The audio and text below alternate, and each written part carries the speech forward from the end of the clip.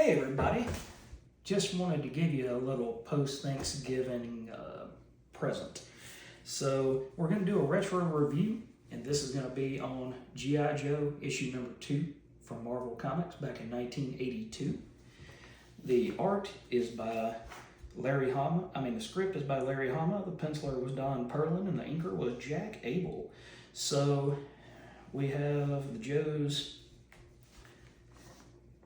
at a hidden location up in the Arctic, and they are trying to figure out what happened to the scientists who were working at this particular location.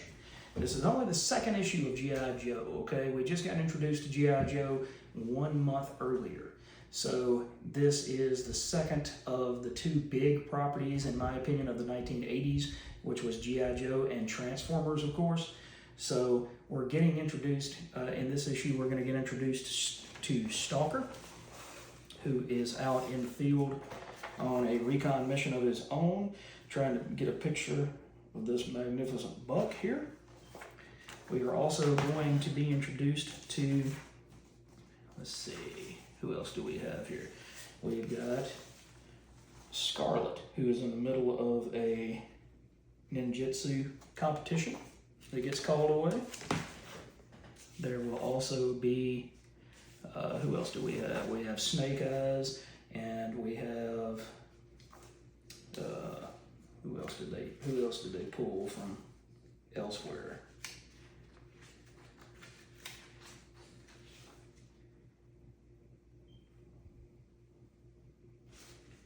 So we've got Breaker, Scarlet, Snake Eyes, and Stalker going on this mission. And they're gonna go and try to locate this other Quonset hut, is what they were called, and try to figure out what happened to this crew. But instead, they run afoul of this big giant Eskimo man named Quinn. No, I can't make this up. Just like the Beatles song, When Quinn the Eskimo Gets Here. So maybe that was Herman's Hermits. But anyway, they don't know what happened, but they walk inside and see that everybody has died. And they also see that Quinn has set up a trap for them. So they do make it out alive, and they start stalking or hunting Quinn. And through the course of this, they come to find out that Quinn is not the bad guy, but instead, he kind of plays each side against each other. So he's not necessarily a bad guy, but he's not on the side of the Joes 110% either. But it was cool because you get to see his strike file printed off on the back of Breaker's radio. And he's 6'10" and 260 pounds. So I would say he's a pretty formidable guy. He's probably about Braun Strowman's size in the WWE. So definitely a pretty big fight for the Joes. But Quinn says, you know, I wish there was some way, if I give you this frequency modulator, this will stop all of this. But I can't do that because I promised, I made my word. I gave my word, and my word is my bond. So you get to understand how people were back then. If they said they were going to do something, they were going to do it, come hell or high water.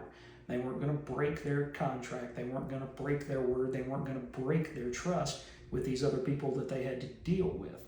So Quinn eventually does leave his necklace behind, and you have to pick it up with G.I. Joe number 3 to find out how this mission continues. But this was really amazing stuff by Larry Hama back in the 1980s. Larry is a veteran, and so he knows the weaponry that he uses in these comics. He knows different infantry maneuvers and stealth maneuvers. So it's not just a civilian writing this book and continuing to write this book. I think that book is now pushing on towards 325 issues.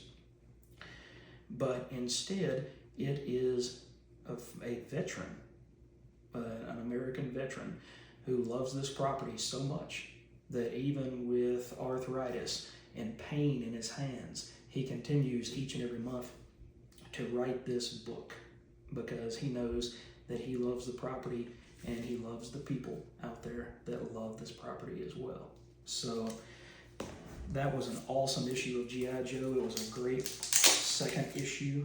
You know, normally a lot of second issues kind of drop off in their stability, in their action, in their suspense. You set up everything in the first issue, and in the second issue, it's kind of a continuation. And here you get a full story in one issue that will continue, but in a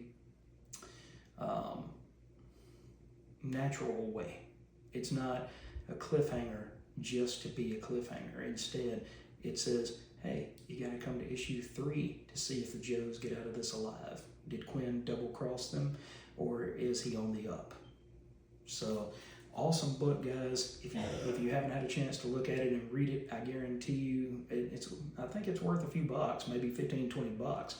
But if you get the opportunity to take a look at this book, pick it up, even if it's in not as good a shape as this particular book happens to be, then I know that you'll enjoy it. So I hope you had a wonderful Thanksgiving yesterday. Have a great weekend. We've got work coming up ahead. All good things must come to an end. My wife is still recovering and doing PT and getting better and stronger every day. But for the first time in about 2 months, actually in 2 months, I'm going back to work on Monday. So just a few more days to work on the house, make sure all of the bills are paid, make sure all of the paperwork is in order and things like that. But we're going to continue on the channel. It might be a little bit, I'm going to post every day, but it might be a little bit later in the day rather than always posting at the beginning of the day.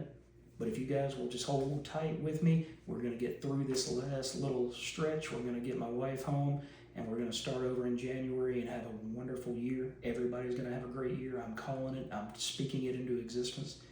So just hang tight with me, guys, and you got a lot more content just like what we just did coming at you. Thanks for watching. And like I said, I hope you had a wonderful Thanksgiving or a restful day off if you're watching somewhere other than the U.S. And I got a lot more videos coming, guys. Have a wonderful day.